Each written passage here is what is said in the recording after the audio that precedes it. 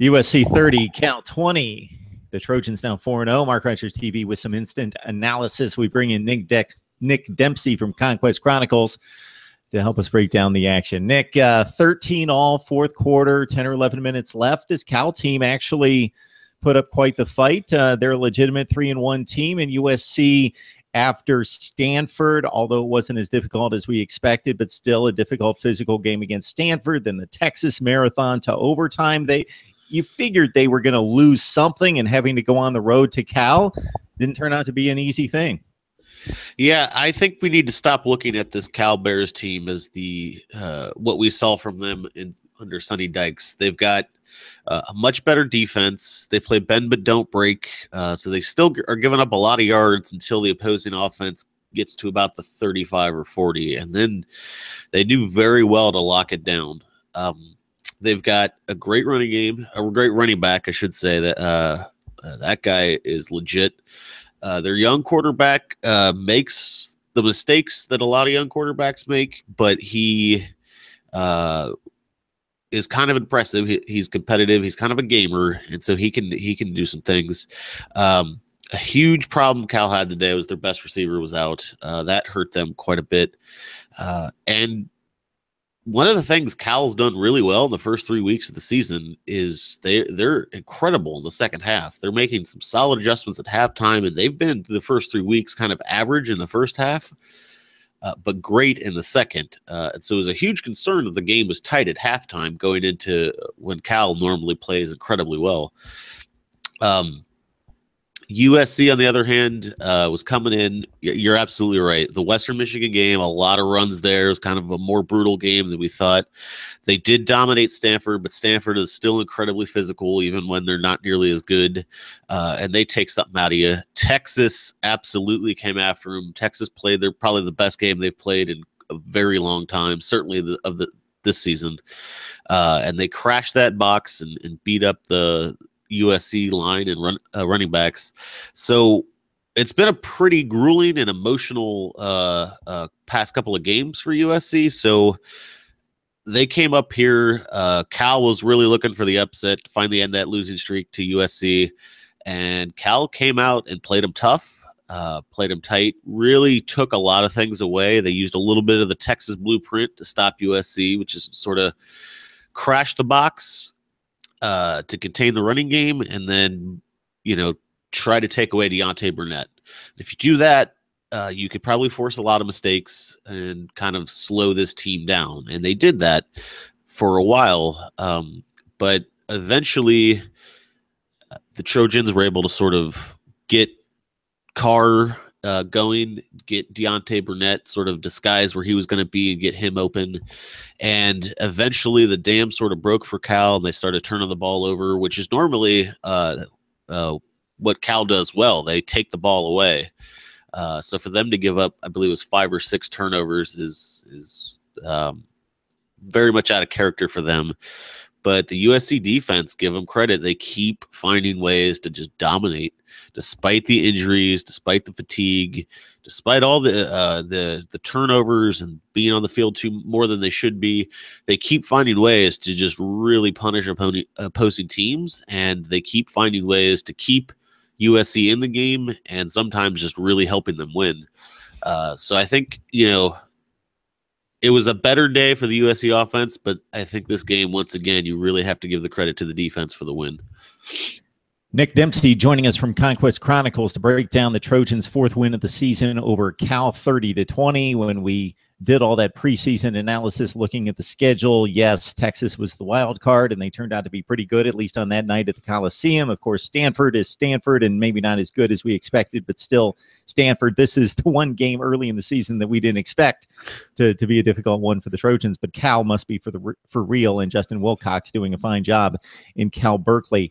Sam Darnold receiving a lot of comments, at least to Mark Rogers TV about how can you talk about this guy as being the best quarterback in football. I'm getting a lot of those comments. He throws 2 interceptions every game. Well, he threw 1 in this one, and as we've diagnosed the interception rate, a lot of them not his fault, but he pulled in a pretty pedestrian 26 of 38. Nothing wrong with that. 223 yards, so a lot of it underneath, not real explosive plays in the passing game. So your thoughts about USC's passing offense in this one? Yeah, it's a huge concern because right now the passing offense is basically Deontay Burnett and then screens to the running backs. And that's a huge problem. Now, a lot of like the interception today was just a poorly thrown ball by Sam Darnold. It was underthrown. Had it been thrown well enough, that would have been a touchdown. But he underthrew it, and it was an easy interception. You look at, on the other hand, you look at interceptions like the pick 6 Texas had last week at the end of the first half. I mean, he hit Jalen Green right in the hands. Green was open. The ball couldn't have been more perfectly thrown. 999 times out of 1,000, that's a catch, and it just bounced right off his hands into the defender. I don't see how those types of interceptions can possibly be blamed on Darnold. But I think Darnold is trying to force things to Burnett. I understand his impulse to do that when no other receiver has, maybe a little bit Stephen Mitchell, but really nobody else has really given you concern or given you reason to throw to them in traffic or even when they're open.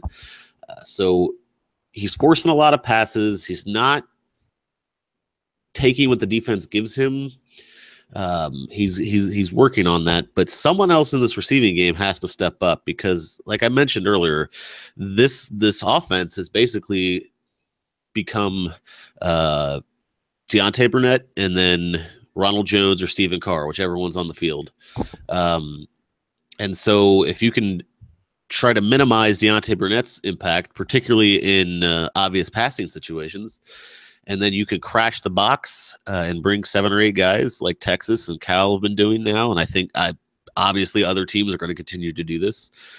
You could take out that running game. And so it's, in a lot of ways, you're almost playing, when USC's on offense, you're almost playing 8 versus 11 because you've got 1 running back, your 1 receiver, and then your quarterback on offensive line versus a full 11 guys. And so they kind of got one hand behind their back if these receivers can't step up and they can spread the ball around.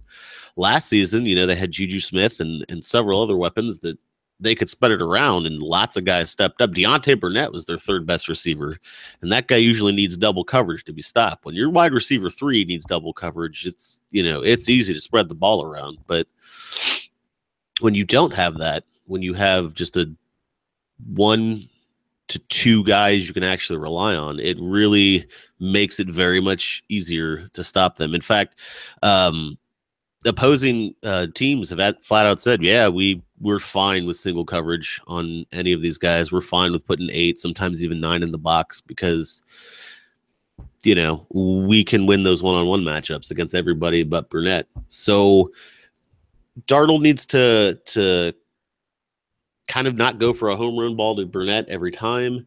He needs to take what the defense has given him. But the wide receivers need to help him out here. I'm not going to say it's all on Darnold. I'm not going to say it's all on the wide receivers, but man, they've got to get it together because if they don't, they're heading towards a collapse. If this doesn't get any better, because there's only so many different ways you can disguise where Deontay Burnett's going to go. There's only so many different ways you can disguise his routes. And as you go further on in the season and you see more and more tape, it's going to get a lot easier for opposing defenses. And the other concern is right now, what happens if Deontay Burnett gets injured? Are they going to throw screens to Carr and Rojo, Rojo's also injured at the moment? That's a huge concern. So somebody else has got to start doing something, and Sam's got to keep giving them chances. I know he probably doesn't want to, but somebody else has got to step up. And I don't know who that is, but they're dangerously close to being one-dimensional entirely. And the defense can only bail them out for so long. The defense also, the injuries are racking up, particularly because Clancy Pendergast does not rotate guys at all, doesn't give them rest. He just wants his best 11 guys no matter what. And so they're getting run down, and they're getting fatigued, and their injury count's racking up, and it's only September, and they don't have a bye week. So the defense on the other end on the other side could also be heading towards a collapse if more and more of these injuries keep piling up and they're not getting guys rest. So they're kind of playing with fire. I think they need to keep making some adjustments, maybe rotate more guys, get some more receivers to step up, find new ways to get Burnett and the running backs in the passing game in the meantime. But eventually you can really see that at some point a team is going to be able to exploit these weaknesses, or it's, you know, the shortcomings are just going to be too much to overcome. But at the same time, man, until Darnold and this team proves otherwise, you just kind of got to go with them because they play incredibly clutch. Sometimes you wonder how they got into that situation in the first place, but they just kind of keep winning games when the pressure's on late. So you got to give them credit for that, but you could definitely see there's some troubles looming. USC 30-20 over Cal. The Trojans now 2 for 2 in the Pac-12 with a couple wins over the North Division. You're joining us for instant analysis right here on Mark Rogers TV. So each and every Saturday, I try to join you for instant analysis as the seconds tick off the clock. So right when that game goes final, we're joining you for instant analysis and breakdown on some of the key 3 to 4 games each and every Saturday. Nick Dempsey from Conquest Chronicles breaking down USC and Cal. You mentioned the defense, and anytime you hold just about anybody in the Pac-12, especially a hot Cal team on the road, to what was 20 points, but the last touchdown kind of a tack on with about 2 minutes left, but 13 points through that entire game. Jack Jones, a guy that you've talked up for a long time with 2 interceptions in this game, the Trojans with 4. Now, short week, going to Washington State, a game that we circled and talked about a number of times, Nick, during the offseason is, okay, if USC gets off to the kind of start that we expect, this could be a tricky one. Strange things happen in Pullman, especially one of those late night, weeknight games, Friday night. Washington State at last glance, 35-0 at half against Nevada today. So we should be looking at a good one on Friday night. Yeah, and if not a good one, certainly a weird one, or it should be wild. I think it's always interesting. Washington State's always interesting because the air raid always presents a unique challenge for defenders, and it requires a ton of patience. But at the same time, Washington State has proven themselves capable of beating a very good ranked team and then also losing to an FCS team in the same month. In fact, I think they did it last year when they destroyed Stanford and then lost to Eastern Washington or something. I don't know. But it's always Eastern Washington or Portland or somebody. State or somebody like that up there. So when Washington State has it clicking, and man, are they good when they do. But then sometimes when they don't have it clicking, they're just like the worst team ever. So Washington State is looking pretty sharp so far, but they've got some question marks. It's going to be tough to turn around on a short week, especially with all the nagging injuries. They don't get that extra time to maybe rest up and then come out and sort of face this different, unique type of defense or offense.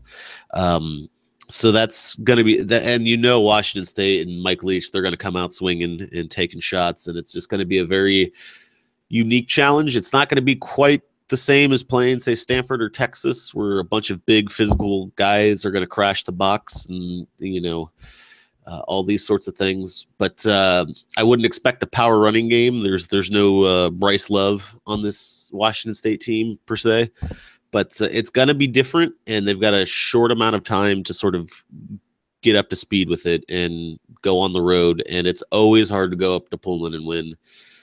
Even when Washington State is not very good, it's just a wild, weird place to play, and it's going to be some Pac-12 after dark, weeknight Pac-12 after dark. So that one could be very interesting, but right now I think USC just needs to get back to LA, rest up, figure out what they need to do, and then when it's time to worry about Pullman, they'll worry about Pullman. All right, which is Mark probably Rogers TV tomorrow. talking USC and Cal. Trojans win it 30-20 to move to 4-0. And Cal also a story there in the Pac-12 North. It's going to be interesting when they run into the likes of Stanford, Oregon, Washington State, Washington, to see if they may be a factor in that division based on what they've shown us against the likes of North Carolina, Ole Miss, and now USC. Even in a loss, 13-13, 10 minutes left, the Cal Golden Bears are a different football team here in 2017. So this is what you get at Mark Rogers TV. Subscribe to the YouTube channel. Get the audio version, the full-length conversation with guys like Nick Dempsey from Conquest Chronicles. We bring in the best bloggers and broadcasters from college football, and you get the long-format conversation and the instant analysis. And join us on Podbean, iTunes, and Stitcher for the audio in particular. All right, Nick, we appreciate you breaking things down for us. Of course, Mark, anytime.